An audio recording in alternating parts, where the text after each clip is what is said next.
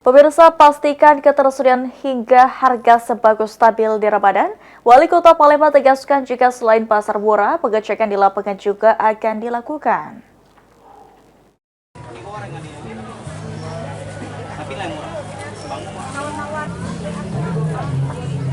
Dekati bulan suci Ramadan tahun 2026 ini, pemerintah Kota Palembang melakukan pengecekan langsung untuk memastikan harga sembako di pasaran tetap dalam kategori stabil.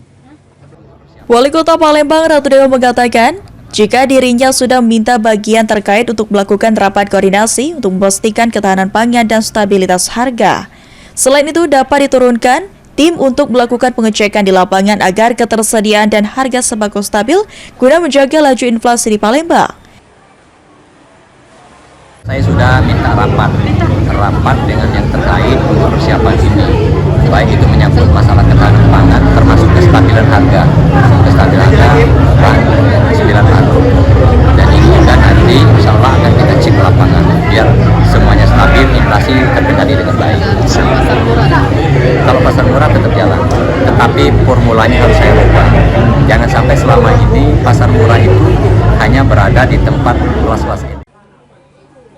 Ratu Dewa menambahkan jika pemerintah Kota Palembang juga akan tetap melaksanakan pasar murah untuk membantu daya beli masyarakat. Sandi Pratama, PAL TV.